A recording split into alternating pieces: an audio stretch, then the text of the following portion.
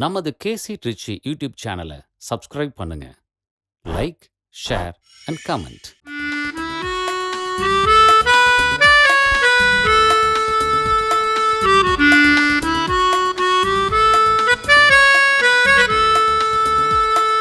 ஆலய பீடம் வாருங்கள் இறை மக்களே, ஆண்டவர் சந்நிதி சேருங்கள் இறை குலமே.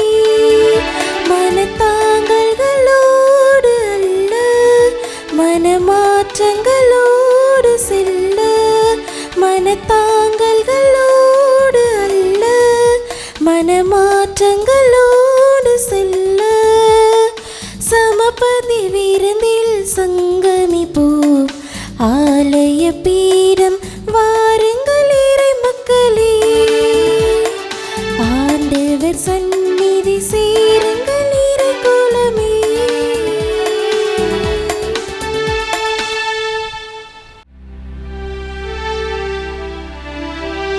தந்தை மகன் தூய ஆவியாரின் பெயராலே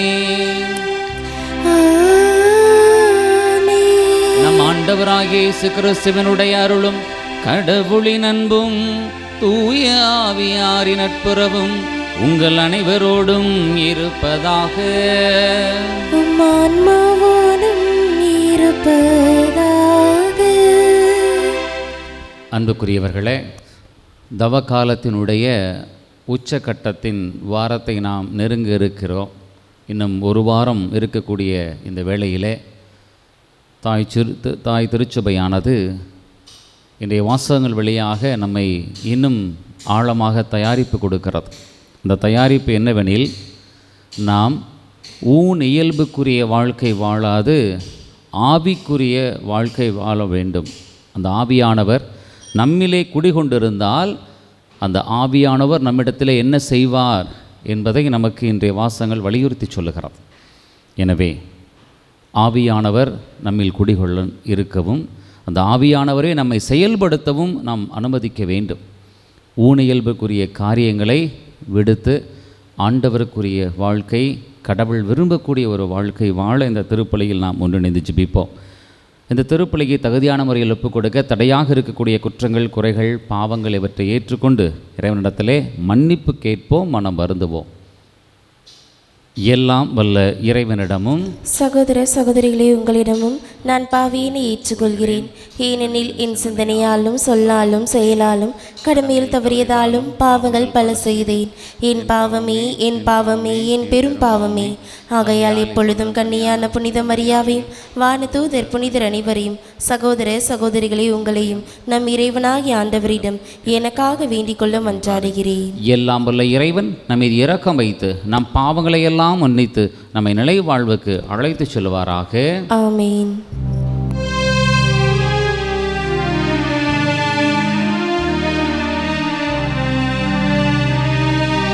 ஆண்டவரே இரக்கமாயிரும். ஆண்டவரே இரக்கமாயிரும். கிறிஸ்துவே இரக்கமாயிரும். கிறிஸ்துவே இரக்கமாயிரும். ஆண்டவரே இரக்கமாயிரும். ஆண்டவரே இரக்கமாயிரும். மன்றாடுவோமாக. ஆண்டவரே எங்கள் இறைவா,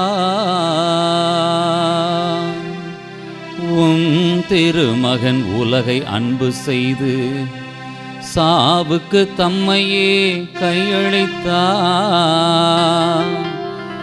உமது உதவியால் அதே அன்பில் நாங்களும் விரைந்து முன்னேறி செல்ல அருள் புரிவீராக. உம்மோடு தூய ஆவியாரின் ஒன்றிப்பில் இறைவனாய் என்றென்றும் வாழ்ந்து ஆட்சி செய்கின்றவர் வழியாக உம்மை மன்றாடுகிறோம்.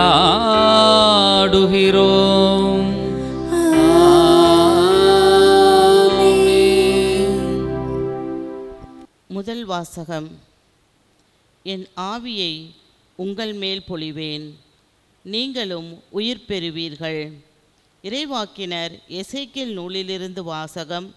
அதிகாரம் 37, இறை திருமுத்துக்கள் 12-14 முடிய.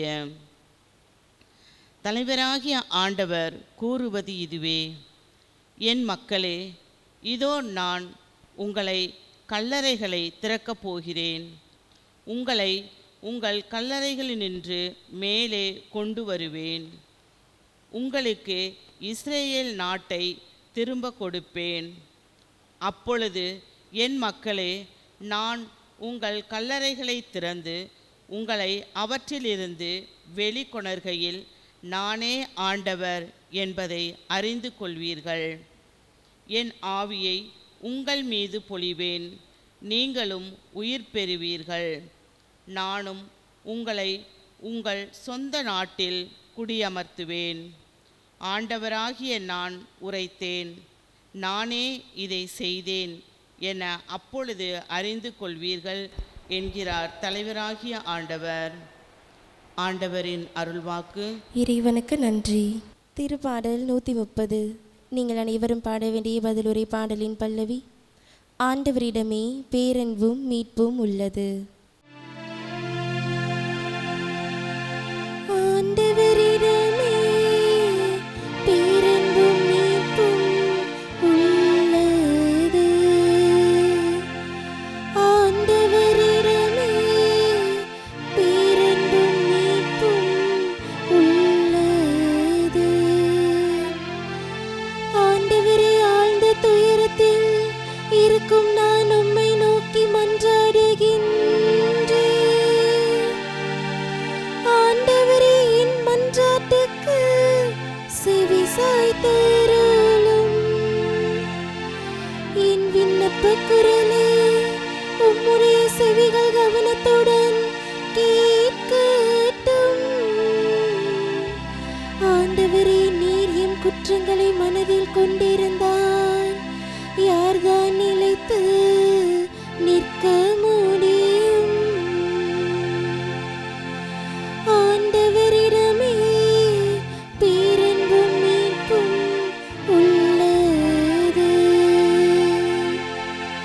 ஆண்டவரே, நீரோ மன்னிப்பு அளிப்பவர். மனிதரும் உமக்கு அஞ்சி நடப்பார்கள். ஆண்டவருக்காக அவளுடன் நான் காத்திருக்கின்றேன். என் நெஞ்சம் காத்திருக்கின்றது. ஆண்டவரிடமே பேரன்பும் மீட்பும் உள்ளது. ஆண்டவரிடமே பேரன்பும் மீட்பும் உள்ளது. இரண்டாம் வாசகம். இறந்த இயேசுவை உயிர்த்தெழ செய்தவரின் ஆவி உங்களுக்குள் குடிகொண்டிருக்கிறார். திருத்துதர் பவுல் ரோமேற்கு எழுதிய திருமுகத்திலிருந்து வாசகம். பிரிவு 8, இறை சொற்றொடர்கள் 8 முதல் 11 முடிய. சகோதர சகோதரிகளே, ஊனியல்புக்கு ஏற்ப வாழ்வோர் கடவுளுக்கு உகந்தவர்களாய் இருக்க முடியாது. ஆனால் கடவுளின் ஆவி உங்களுக்குள் குடிகொண்டிருந்தால் நீங்கள் ஊனியல்பை கொண்டிராமல் ஆவிக்குரிய இயல்பை கொண்டிருப்பீர்கள். கிறிஸ்துவின் ஆவியை கொண்டிராதோர் அவருக்கு உரியோர் அல்ல. பாவத்தின் விளைவாக உங்கள் உடல் செத்ததாயினும் கிறிஸ்து உங்களுக்குள் இருந்தால் நீங்கள் கடவுளுக்கு ஏற்புடையவர்கள் ஆக்கப்படுவீர்கள். அதன் பயனாக தூய ஆவி உங்களுக்குள் உயிராய் இருக்கும். மேலும் இறந்த இயேசுவை உயிர்த்தெழ செய்தவரின் ஆவி உங்களுக்குள் குடிகொண்டிருந்தால் கிறிஸ்துவை உயிர்த்தெழ செய்த அவரே உங்களுக்குள் குடிக்கொண்டிருக்கும் தம் ஆவியினாலே சாவுக்குரிய உங்கள் உடல்களையும் உயிர் பெற செய்வார். ஆண்டவரின் அருள்வாக்கு. இறைவனுக்கு நன்றி.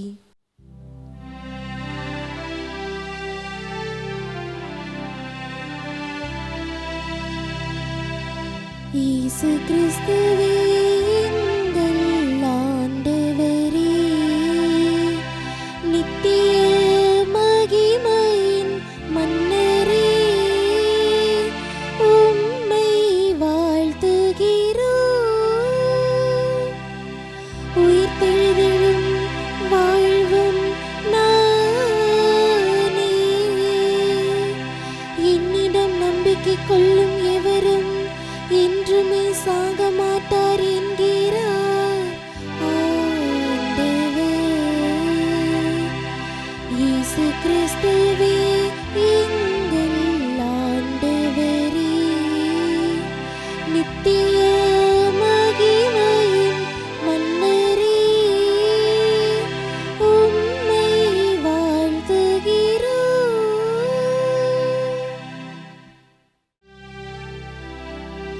ஆண்டவர் உங்களோடு இருப்பாராக. உம்மான்மாவோடும் இருப்பாராக. யோவான் எழுதிய தூய நற்செய்தியிலிருந்து வாசகம். ஆண்டவரே, மாட்சி உமக்கே. யோவான் நற்செய்தி அதிகாரம் 11 இறை வசனங்கள் 3 தொடங்கி 45 முடிய குறுகிய வாசகத்தை தெரிந்து கொள்கிறேன். அக்காலத்தில் லாசரின் சகோதரிகள் இயேசுவிடம் ஆள் அனுப்பி, ஆண்டவரே, உம் நண்பன் நோயிற்றிருக்கிறான் என்று தெரிவித்தார்கள். அவர் இதை கேட்டு, இந்நோய் சாவில் போய் முடியாது, கடவுளின் மாட்சி விளங்கவே இவன் நோயுற்றான், இதனால் மானிட மகனும் மாட்சி பெறுவார் என்றார். மார்த்தாவிடமும் அவருடைய சகோதரியான மரியாவிடமும் லாசரிடமும் இயேசு அன்பு கொண்டிருந்தார். லாசர் நோயிற்றிருந்ததை கேள்விப்பட்ட பிறகு தாம் இருந்த இடத்தில் இன்னும் 2 நாள் அவர் தங்கியிருந்தார். பின்னர் தம் சீடரிடம், மீண்டும் யூதேயாவுக்கு போவோம் வாருங்கள் என்று கூறினார். இயேசு அங்கு வந்தபோது லாசரை கல்லறையில் வைத்து ஏற்கனவே 4 நாள் ஆகியிருந்தது. இயேசு வந்து கொண்டிருக்கிறார் என்று கேள்விப்பட்டதும் மார்த்தா அவரை எதிர்கொண்டு சென்றார். மரியா வீட்டில் இருந்து விட்டார். மார்த்தா இயேசுவை நோக்கி, ஆண்டவரே, நீர் இங்கே இருந்திருந்தால் என் சகோதரன் இறந்திருக்க மாட்டான். இப்போது கூட நீர் கடவுளிடம் கேட்பதையெல்லாம் அவர் உமக்கு கொடுப்பார் என்பது எனக்கு தெரியும் என்றார். இயேசு அவரிடம், உன் சகோதரன் உயிர்த்தெழுவான் என்றார். மார்த்தா அவரிடம், இறுதி நாள் உயிர்த்தெழுதலின் போது அவனும் உயிர்த்தெழுவான் என்பது எனக்கு தெரியும் என்றார். இயேசு அவரிடம், உயிர்த்தெழுதலும் வாழ்வும் நானே. என்னிடம் நம்பிக்கை கொள்பவர் இறப்பினும் வாழ்வார். உயிரோடு இருக்கும்போது என்னிடம் நம்பிக்கை கொள்ளும் எவரும் என்றுமே சாக மாட்டார். இதை நீ நம்புகிறாயா என்று கேட்டார். மார்த்தா அவரிடம், ஆம் ஆண்டவரே, நீரே மெசியா, நீரே இறைமகன், நீரே உலகிற்கு வர இருந்தவர் என நம்புகிறேன் என்றார். இயேசு உள்ளம் குமரி கலங்கி, அவனை எங்கே வைத்தீர்கள் என்று கேட்டார். அவர்கள் அவரிடம், ஆண்டவரே, வந்து பாரும் என்றார்கள். அப்போது இயேசு கண்ணீர் விட்டு அழுதார். அதை கண்ட யூதர்கள், பாருங்கள், லாசர் மேல் இவருக்கு எத்துணை அன்பு என்று பேசிக்கொண்டார்கள். ஆனால் அவர்களுள் சிலர், பார்வையற்றவருக்கு பார்வையளித்த இவரை சாகாமல் இருக்க செய்ய இயலவில்லையே என்று கேட்டனர். இயேசு மீண்டும் உள்ளம் குமுறியவராய் கல்லறைக்கு அருகில் சென்றார். அது ஒரு குகை. அதை ஒரு கல் மூடி இருந்தது. கல்லை அகற்றிவிடுங்கள் என்றார். இயேசு இறந்து போனவரின் சகோதரியான மார்த்தா அவரிடம், ஆண்டவரே, 4 நாள் ஆயிற்று, நாற்றம் அடிக்குமே என்றார். இயேசு அவரிடம், நீ நம்பினால் கடவுளின் மாட்சியை காண்பாய் என நான் உன்னிடம் கூறவில்லையா என்று கேட்டார். அப்போது அவர்கள் கல்லை அகற்றினார்கள். இயேசு அண்ணாந்து பார்த்து, தந்தையே, நீர் என் வேண்டுதலுக்கு செவி சாய்த்ததற்காக உமக்கு நன்றி கூறுகிறேன். நீர் எப்போதும் என் வேண்டுதலுக்கு செவி சாய்க்கிறீர் என்பது எனக்கு தெரியும். எனினும் நீரே என்னை அனுப்பினீர் என்று சூழ்ந்து நிற்கும் இக்கூட்டம் நம்பும் பொருட்டே இப்படி சொன்னேன் என்று கூறினார். இவ்வாறு சொன்னபின் இயேசு உரத்த குரலில், லாசரே, வெளியே வா என்று கூப்பிட்டார். இறந்தவர் உயிரோடு வெளியே வந்தார். அவருடைய கால்களும் கைகளும் துணியால் சுற்றப்பட்டிருந்தன. முகத்தில் துணி சுற்றப்பட்டிருந்தது. கட்டுகளை அவிழ்த்து அவனை போகவிடுங்கள் என்று இயேசு அவர்களிடம் கூறினார். மரியாவிடம் வந்திருந்த யூதர் பலர் இயேசு செய்ததை கண்டு அவரை நம்பினர். ஆண்டவரின் அருள்வாக்கு. கிறிஸ்துவே, உமக்கு அன்புக்குரியவர்களே, அண்மையிலே ஒரு குறு படம் ஒன்று பார்த்தேன். அது ரீல்ஸாக கூட இப்போல்லாம் நிறையா கொடுக்குறாங்க. ஒரு ஒரு ஒரு நிமிஷத்தில் ஒரு செய்தி சொல்லக்கூடிய ஒரு விஷயத்தை கடத்தி விடுகிறார்கள். நம்முடைய காவிரி கலைத்தொடர்பும் கூட ஒரு நிமிடத்தில் ஒரு சில விஷயங்களை குறும்படமாக எடுத்து நாம் பதிவு செய்து கொண்டிருக்கிறோம். இப்படிப்பட்ட விஷயங்களை நான் ஒரு நல்லதொரு குறும்படத்தை அப்படி பார்த்தேன். அது சென்னை மறை மாவட்டத்தினுடைய ஒரு பதிவு. அது என்னென்னா, ஒரு கல்லறையில் ஒரு சைடு ஒரு இளம் வயதில் இறந்த ஒரு ஆன்மா, அதாவது கல்லறையில் புதைக்கப்பட்ட அந்த ஆன்மா அழுதுகிட்டே, பாருங்கள் நான் இப்படி வந்து இருக்கிறேன், என்னை யாருமே பார்க்க வரல அப்படின்ட்டு பேசிகிட்டு இருக்கு. அந்த சைடு ஒரு வயசான ஒரு கல்லறையில் புதைக்கப்பட்ட ஒரு ஆன்மாவும் அதே போல் எழுந்திரிச்சு இவருக்கு பதிலாக, பாரு என்னையும் யாரும் பார்க்கவே வரமாட்டேங்கிறாங்க, எதுக்கு தான் நம்மலாம் இருந்தோமோ தெரில அப்படின்ட்டு பேசிகிட்டு இருக்கிறான். ஆனால் 2 பேரும் சேர்ந்து பக்கத்தில் இருக்கிற இன்னொரு கல்லறையை பார்க்குறாங்க. அந்த கல்லறையில் பெரிய அடக்கம் செய்யப்பட்ட அறிகுறியெல்லாம் வந்து பெரிய அளவுக்கு இல்லை. அதாவது பெரிய பெரிய கட்டடமோ அல்லது வந்து பெரிய சிலுவைகளோ அப்படிலாம் எதுவும் இல்லை. ஆனால் 2 ஆன்மாவும் பார்த்து அதை பேசிக்கிறாங்க, நம்மளை யாரும் பார்க்க வர மாட்டேங்கிறாங்க, பாரு இந்த கல்லறையில் அடக்கம் செய்யப்பட்டதுக்கு பாரு மக்கள் வந்துக்கிட்டே இருக்கிறாங்க அப்படின்னு பேசிக்கிறாங்க. அது அப்புறம் எப்படி போய் அது அந்த சுருக்கமான அந்த குறும்படம் முடியுதுன்னா, என்னன்னு பார்த்தா, அவர் வந்து உடல் தானம் செய்திருக்கிறார். அந்த இதயத்தை அந்த தானமாக பெற்றுக்கொண்ட அந்த வீட்டில் இருந்து நன்றி சொல்கிறதுக்காக வந்துக்கிட்டே போகிறாங்க. அப்போ அப்படியாக அந்த குறும்படம் முடிந்து விடுகிறார். இறந்த பின்னும் வாழக்கூடிய ஒரு வாழ்க்கை, இறந்ததுக்கு அப்புறமும் வாழக்கூடிய ஒரு வாழ்க்கை.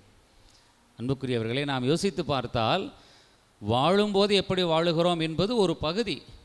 ஆனால் வாழ்ந்து இறந்ததுக்கு பிறகும் நாம் எங்கே வாழுகிறோம், எப்படி வாழுகிறோம் என்கின்றது ஒரு மிகப்பெரிய ஒரு அழியா ஒரு நிலை.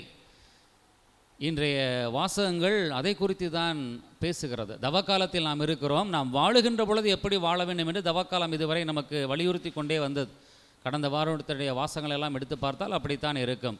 ஜெபம் செய்ய வேண்டும், தவம் செய்ய வேண்டும், தர்மம் செய்ய வேண்டும் என்றெல்லாம் அழுத்தம் நிறுத்தமாக நமக்கு சொல்லப்பட்டது. அதே போல் தவக்காலத்திலே நாம் நம்முடைய தவறுகளை எல்லாம் களைந்து விட்டு கடவுளுக்கு உரிய மனிதர்களாய் வாழ வேண்டும் என்று நமக்கு வலியுறுத்தி கொண்டே வந்தது. இன்றைய வாசகம் நாம் இந்த தவக்காலத்தினுடைய உச்சக்கட்டமான புனித வாரத்திற்கு நுழைவதற்கு முன்பாக நமக்கு ஒரு அழுத்தம் திருத்தமான ஒரு செய்தியை சொல்லுகிறது. வாழுவது என்பது கடவுளுக்குரிய வாழ்க்கையாக நாம் வாழ்ந்தாலும், வாழ்ந்த பிறகு அதற்கு கிடைக்கக்கூடிய பரிசு அப்படி பார்த்தாலும், அல்லது வாழ்ந்த பிறகும் அதாவது இறந்த பிறகும் எப்படி வாழுவது என்று கேட்கக்கூடிய அந்த கேள்விக்கு நமக்கு பதில் சொல்லக்கூடிய ஒன்றாக இருக்கிறது. இயேசுவினுடைய அந்த நற்செய்தி பகுதியை நான் குறுகிய வாசகத்தை தேர்ந்து கொண்டேன். ஆனால் நெடிய வாசகத்திலே பார்த்தீங்கன்னா ஒவ்வொரு கேரக்டரும் அழகாக ஒரு விஷயத்தை சொல்லிக்கிட்டே வரும். இயேசுக்கு வந்து தகவல் சொல்லி விட்றாங்க. அவருடைய நெருக்கமான மார்த்தாவும் மரியாவும் அவருடைய சகோதரர் வந்து இந்த மாதிரி நோய்வாய்ப்பட்டு இருக்கிறார் அப்படிங்கிற ஒரு தகவலை சொல்லி விட்றாங்க. இயேசுவுக்கு தகவல் சொல்லி உடனே அவர் வந்து என்ன நடக்க போகுது என்பதை அவர் கடவுளுடைய மகன் உடனே அதை புரிந்து கொள்கிறார்.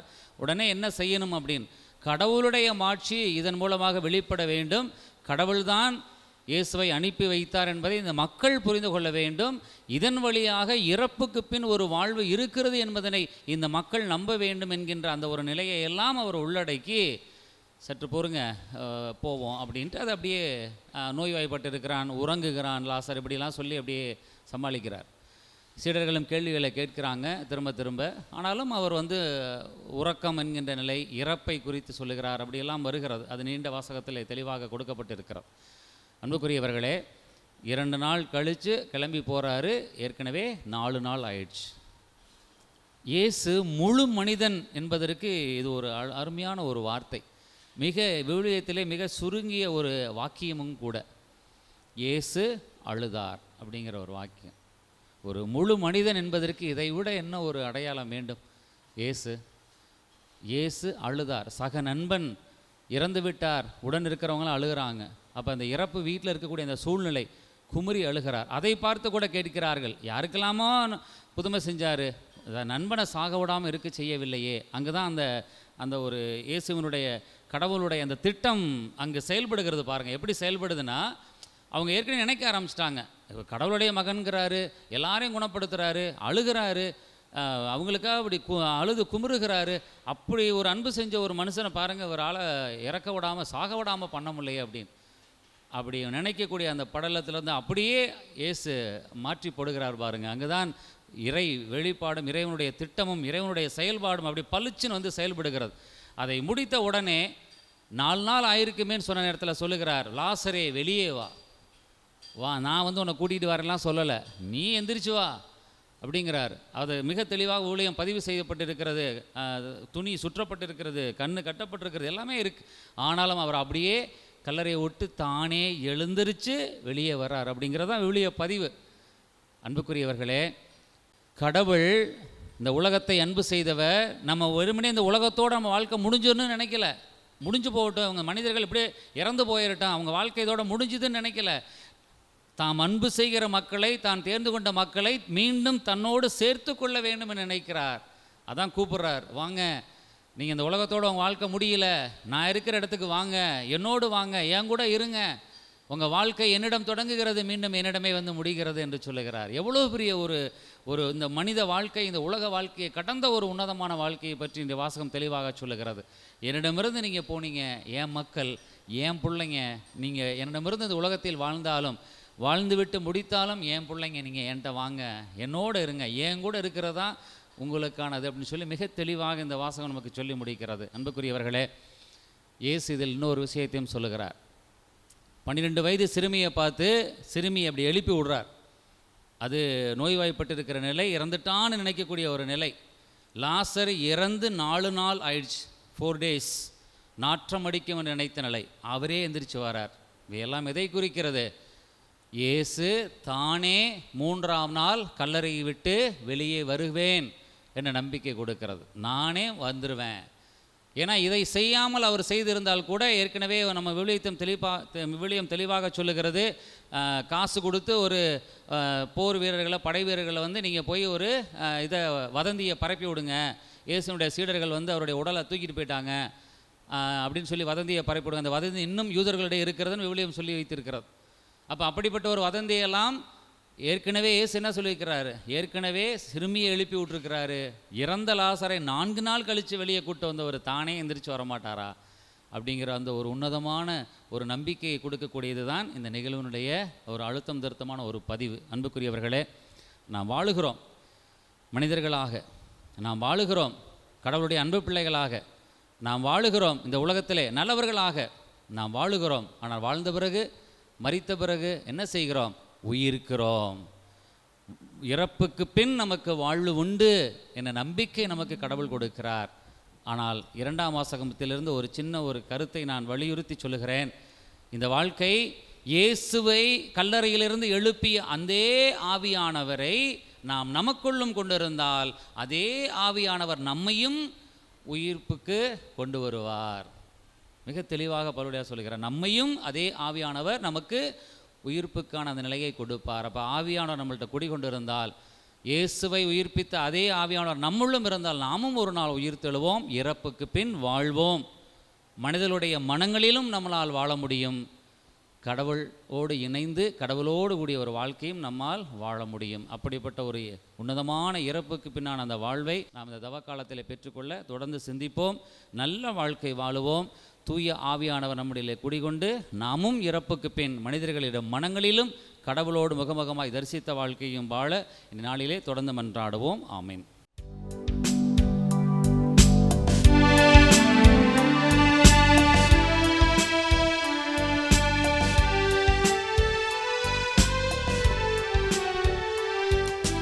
விண்ணையும் மண்ணையும் படைத்தவராம் கடவுள் ஒருவர் இருக்கின்றார். தந்தை மகன் தூய ஆவியராய் ஒன்றாய் வாழ்வோரை நம்புகிறேன். தூய ஆவியின் வல்லமையால் இறைமகன் நமக்காய் மனிதரானார். கன்னி மரியிடம் பிறந்தவராம் இயேசுவை உறுதியாய் நம்புகிறேன்.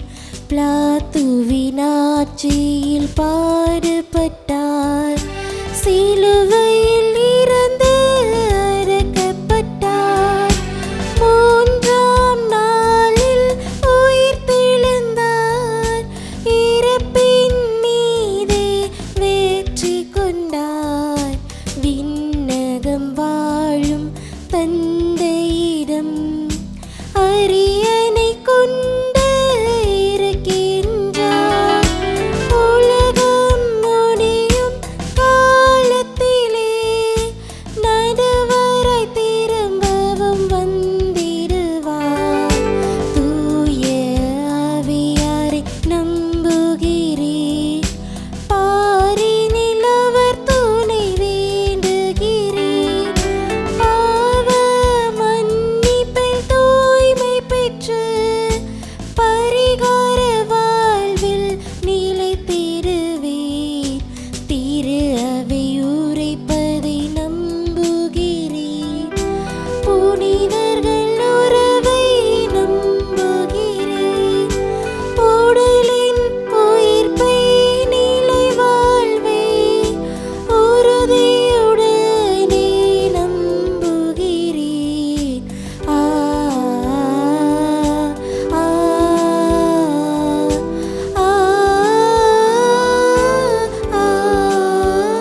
ஆமென்.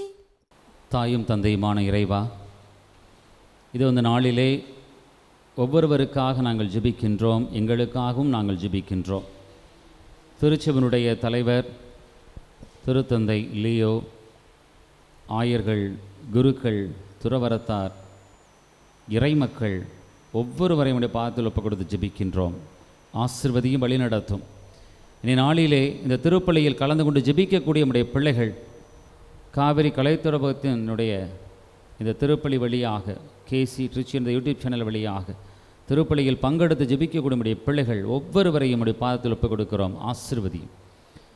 இந்த இடத்தை எங்களுக்காக கொடுக்கக்கூடிய அருங்குடையினுடைய இயக்குனர் தந்தை, தன்னார்வ தொண்டர்கள், ஊழியர்கள், எங்களுக்காக உழைக்கக்கூடியவர்கள், வழிபாட்டிற்கு உதவக்கூடியவர்கள் என ஒவ்வொருவரையும் பாதத்தில் ஒப்புக் கொடுத்து ஜெபிக்கிறோம். ஆசிர்வதியும். இந்த நாட்களிலே தேர்வை எதிர்கொள்ளக்கூடிய பிள்ளைகள், பள்ளி குழந்தைகள் ஒவ்வொருவரையும் ஆசிர்வதியும். தங்களுடைய எதிர்காலத்திற்காக ஒவ்வொரு முயற்சியும் எடுக்கக்கூடிய இளம் பிள்ளைகள் ஒவ்வொருவரையும் ஆசிர்வதியும். குறிப்பாக பெற்றோர்கள், பிள்ளைகள், பயணம் செய்யக்கூடியவர்கள் ஒவ்வொருவரையும் ஆசிர்வதியும் தகப்பனே. மருத்துவமனையில் இருக்கக்கூடியவர்கள் குணம் பெற்று மீண்டும் வீடு திரும்பிட ஆசிர்வதியும் தகப்பனே. குடும்பத்திலே, வீட்டிலே உடல் நல குறைவினால் படுக்கையில் இருக்கக்கூடியவர்களை ஆசிர்வதியும். அன்பர்களாய் உடனிருந்தவர்களை கவனிக்கக்கூடிய ஒவ்வொருவரையும் ஆசிர்வதியும். மருத்துவர்களை, செவிலியர்களை ஆசிர்வதியும் தகப்பனே. எங்களுடைய பிரச்சனை தீராதா என்று ஏங்கி தவிக்கக்கூடிய பிள்ளைகள், எங்களுக்கும் நல வாழ்வு கிடைக்காதா, எங்களுக்கும் ஒரு நாள் வசந்தம் வராதா என ஏங்கி தவிக்கக்கூடிய பிள்ளைகளை நம்முடைய பாதத்தில் ஒப்புக் கொடுத்து ஜெபிக்கிறோம் தகப்பனே. ஆசிர்வதியும். தொடும் ஆண்டவரே, தொடும். அவர்களை வலுவூட்டும். குறிப்பாக நீர் உடன் இருக்கிறீர் என்ற நம்பிக்கையை கொடுத்து அன்பர்கள் வழியாக உம்முடைய பிரசன்னத்தை புரிந்து கொள்ளக்கூடிய பக்குவத்தை தாரும் ஆண்டவரே. எங்களுடைய நம்பிக்கையை இன்னும் வலுவூட்டும் ஆண்டவரே. இனமாகும் இடத்தில் எங்களுடைய தனிப்பட்ட தேவைகள் ஒவ்வொன்றையும் எடுத்து வைத்து ஜெபிக்கிறோம். இந்த நாளிலே எங்களை ஆசீர்வதியும். இந்த நாள் எங்களுக்கு ஆசீர்வாதமுள்ள நாளாக அமைந்திட எங்களை வழிநடத்தும். இயேசுவை உயிர்ப்பித்த ஆவியானவர் எங்களிலும் இருக்கிறார், எங்களோடு தங்கி இருக்கின்றார், எங்களையும் அவர் உயிர்ப்பிப்பார் என்ற நம்பிக்கையோடு பயணிக்கக்கூடிய எங்கள் ஒவ்வொருவரையும் ஆசீர்வதித்து தொடர்ந்து காத்து வழிநடத்த வேண்டுமாய் எங்கள் ஆண்டவராகிய கிறிஸ்து வழியாக மன்றாடுகிறோம். ஆமென்.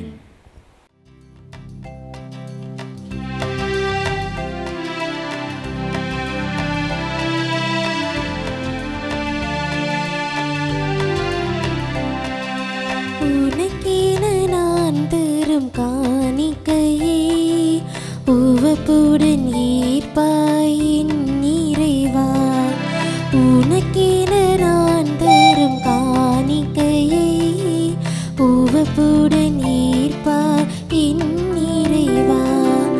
பலியென இனி நான் தருகின்றேன், பலியென இனி நான் தருகின்றேன். உன் பதமலர் பணிந்து மகிழ்கின்றேன், பதமலர் பணிந்து மகிழ்கின்றேன். உனக்கென நான் தரும் காணிக்கையை உவப்புடன் ஈர்ப்பாயின் நிறைவா.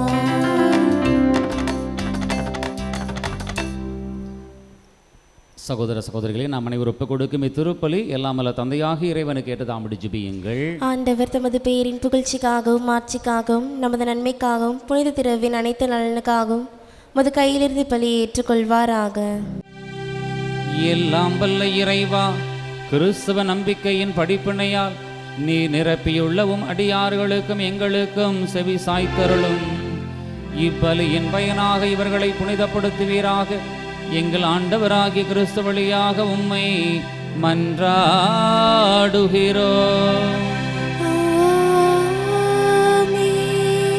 ஆண்டவர் உங்களோடு இருப்பாராக.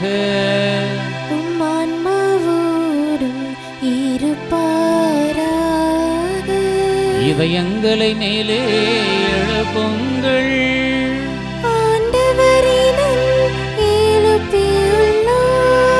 நம் இறைவனாகிய ஆண்டவருக்கு நன்றி கூறுவோம். அது தகுதியும் நீதியும் ஆனதே. ஆண்டவரே, தூயவரான தந்தையே, என்றும் உள்ள எல்லாம் வல்ல இறைவா, எங்கள் ஆண்டவராகிய கிறிஸ்து வழியாக எந்நாளும் இவ்விடத்திலும் நாங்கள் உமக்கு நன்றி செலுத்துவது மெய்யாகவே தகுதியும் நீதியுமாகும். எங்கள் கடமையும் மீட்புக்கு உரிய செயலுமாகும். ஏனெனில் மெய்யான மனிதராகிய அவர் தம் நண்பர் லாசருக்காக கண்ணீர் விட்டு அழுதார். என்றும் உள்ள கடவுளாகிய அவர் லாசரை கல்லறையில் நின்று உயிர் பெற்றெழச் செய்தார். அவரே மனித இனத்தின் மேல் இரக்கம் கொண்டு தூய மறை நிகழ்வுகளால் எங்களை புதிய வாழ்வுக்கு இட்டு சென்றார். அவர் வழியாக மாண்புக்கு உரிய உம்மை வானதூதர்களின் அணிகள் வழிபடுகின்றன. உம் திருமுன் எக்காலத்தும் அக்களிக்கின்றன. அவர்களோடு எங்கள் குரலையும் சேர்த்து கொள்ளுமாறு நாங்கள் தாழ்மையுடன் உம்மை இறைஞ்சி புகழ்ந்து ஒரே குரலாய் பாடுவதாவது: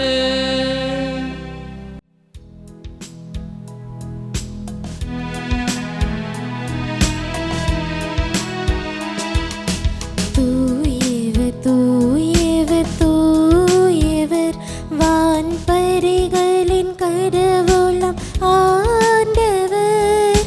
விண்ணகமும் மண்ணகமும் உமது மாட்சியால் நிறைந்துள்ளன. உன்னதங்களிலே ஓசன்னா, உன்னதங்களிலே ஓசன்னா. ஆண்டவர் பெயரால் வருகிறவர் ஆசி பெற்றவர். உன்னதங்களிலே ஓசன்னா, உன்னதங்களிலே ஓசன்னா.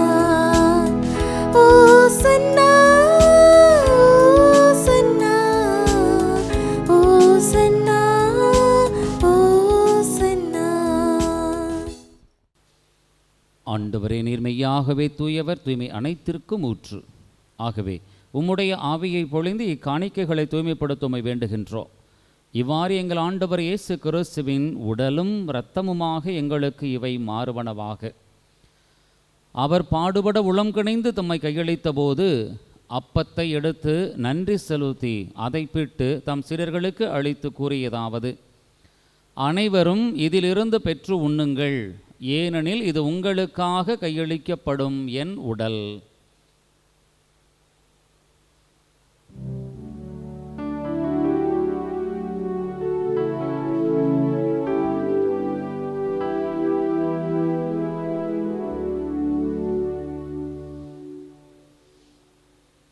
அவ்வண்ணமே இரவு விருந்தை அருந்திய பின் கிண்ணத்தையும் எடுத்து மீண்டும் உமக்கு நன்றி கூறி தம் சீடர்களுக்கு அளித்து அவர் கூறியதாவது: அனைவரும் இதிலிருந்து பெற்று பருகுங்கள், ஏனெனில் இது புதிய நிலையான உடன்படிக்கைக்கு உரிய என் இரத்தத்தின் கிண்ணம். இது பாவ மன்னிப்புக்கென்று உங்களுக்காகவும் பலருக்காகவும் சிந்தப்படும். இதை என் நினைவாகச் செய்யுங்கள்.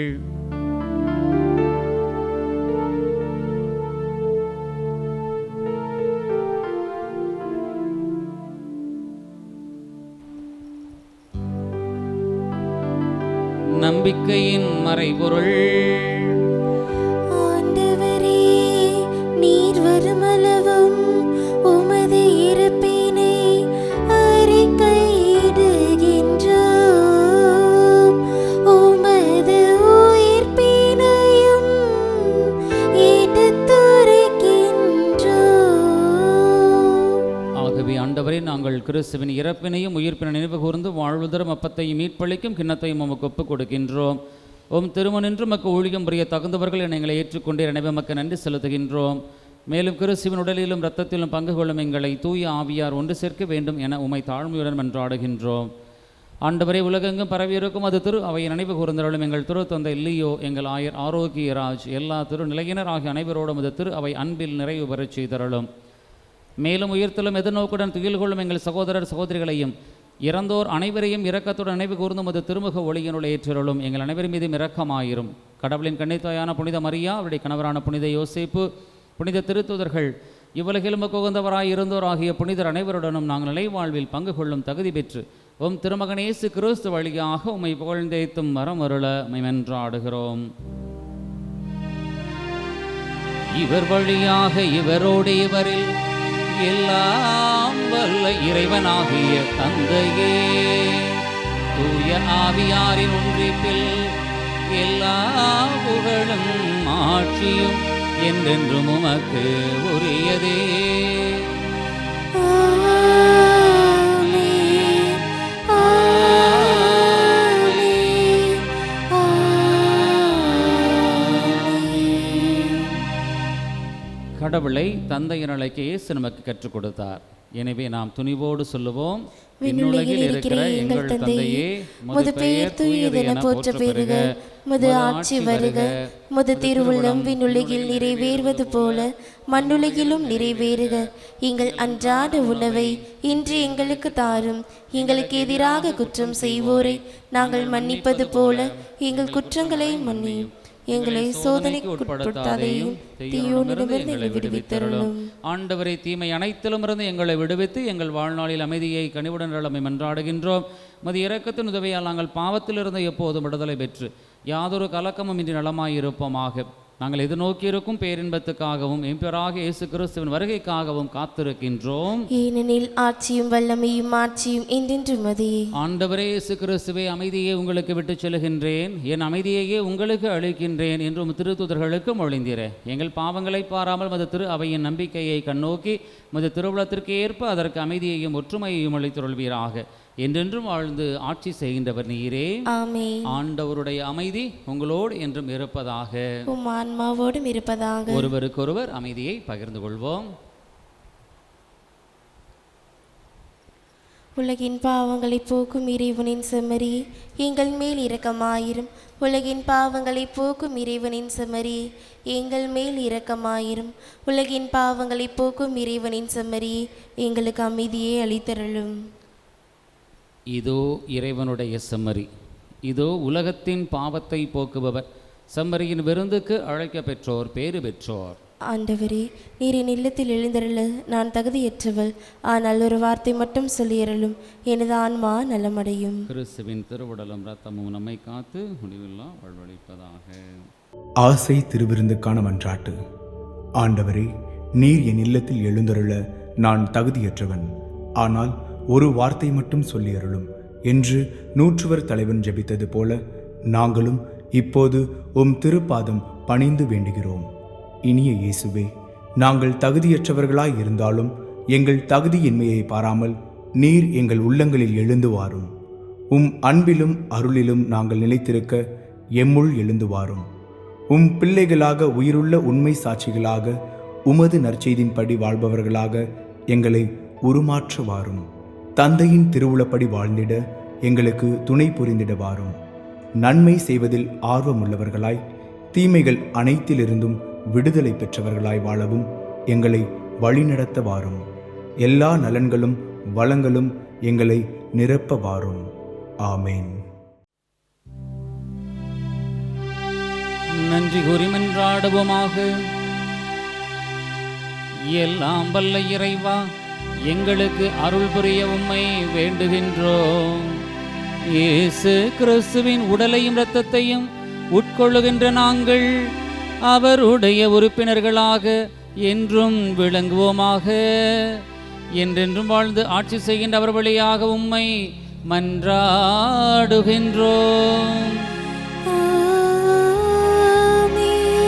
ஆண்டவர் உங்களோடு இருப்பாராக.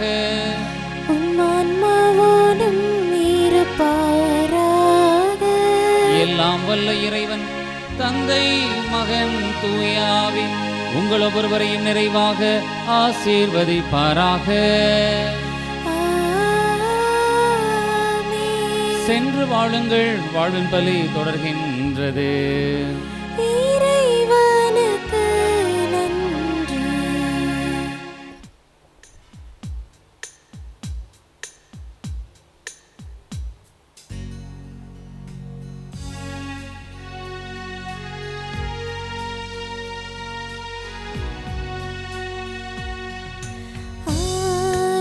ஆவியானவரே, அன்பின் ஆவியானவரே,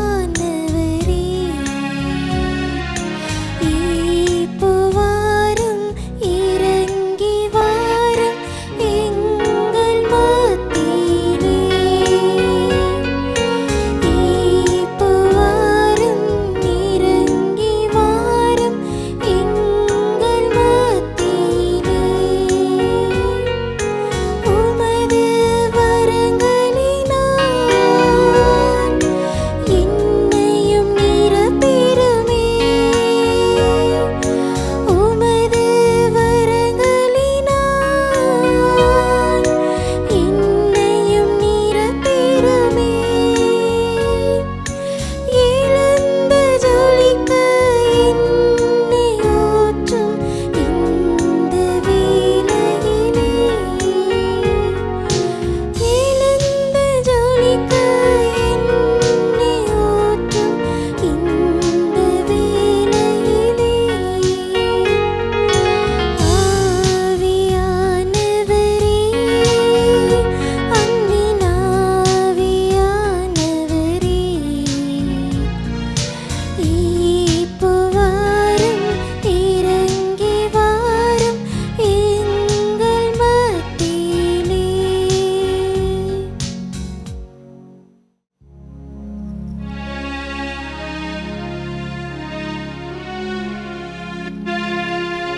நிலையான புகழுக்குரிய தூயரே, நற்கருணைக்கு எல்லா காலமும் ஆராதனையும் புகழும் போற்றியும் ஆட்சியும் உண்டாக கனவது. தந்தை மகன் தூய ஆவியின் பெயராலே ஆமீன்.